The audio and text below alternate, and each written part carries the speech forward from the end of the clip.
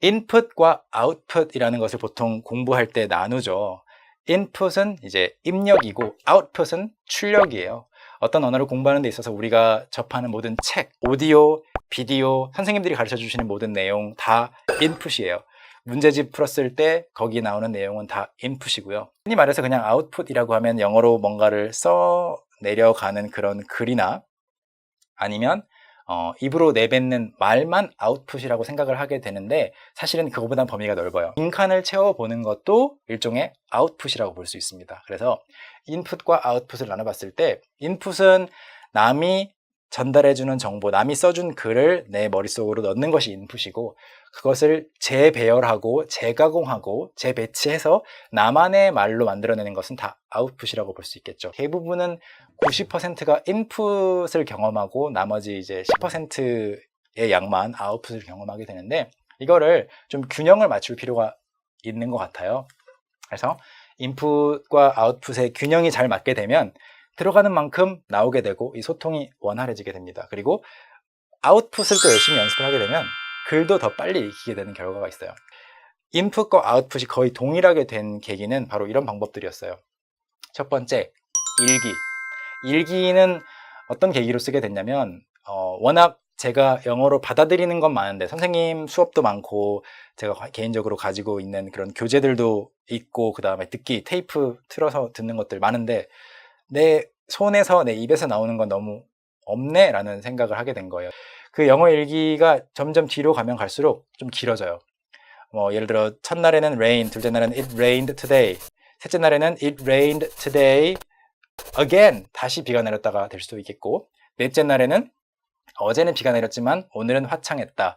그리고 다섯째 날에는 어제도 오늘도 비가 내렸다. 이런 말들이 좀 길어질 수 있겠죠. 이게 이제 제가 영어로 무언가를 아웃풋을 해보는 첫 번째 단계였고, 일기를 쓰다 보니까 결국 벽에 대고 이야기를 하는 느낌이 오래 가게 되면 이게 재미가 없어져요. 그 다음 단계로 넘어간 게 편지였어요.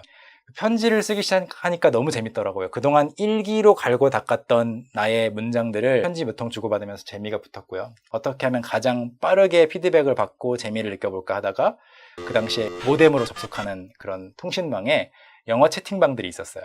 거기 들어가서 조금씩 채팅을 해보고, 덕분에 전화비는 많이 나왔지만, 그 다음으로 영어 채팅방에서 이메일 주소를 주고받은 사람들과 이메일을 주고받고, 이렇게 하다 보니까 저는 유학을 갈 기회는 아직 없었지만 실제로 유학을 갔더라도 평소에 이렇게 생활하겠네 라는 느낌이 올 정도로 제가 그동안 인풋이 굉장히 비대했다면 아웃풋도 점점점 커지면서 그 균형이 50대 50으로 맞아가는 게 느껴지더라고요.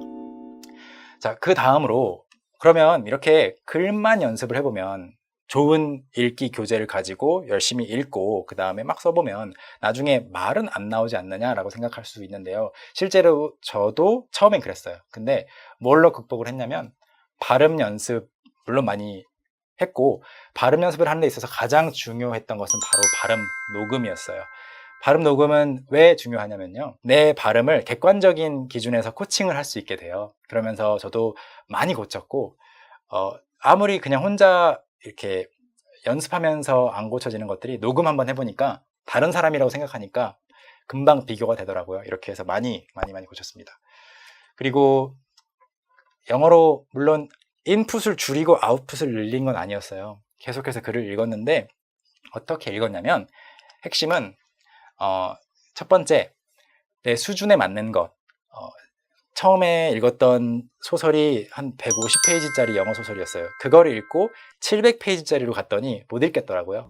실제로 억지로 읽었지만 내용이 들어오지 않았어요. 그래서 다시 이걸 포기하고 좀 더 쉬운 것부터 시작해서 내 수준에 맞는 것부터 하나하나씩 차근차근 읽기 시작했고, 모르는 단어가 나왔을 때 물론 문맥을 통해서 유추해보는 거 굉장히 중요한데요.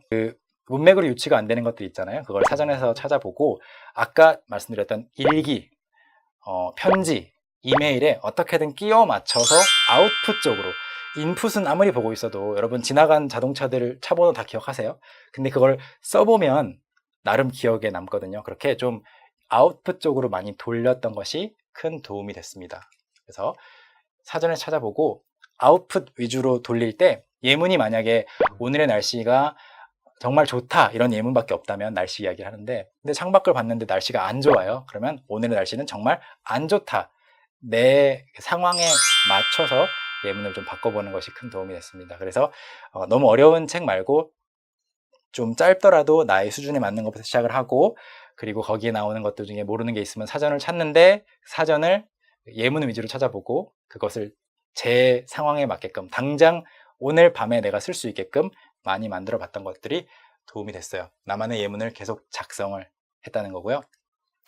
그래서 계속 녹음을 하면서 발음을 계속 고치고 일기를 통해서 새로운 표현을 계속 써보고 만들어보고 익숙해지고, 이걸 계속 반복을 하다 보니까 나중에는 인풋 한 것이 그대로 거의 99% 아웃풋으로 나오게 됐고, 누가 봐도 아, 저 사람은 영어를 많이 배웠고 그리고 굉장히 말을 잘하는구나 라는 생각을 갖게 만들게 되었습니다.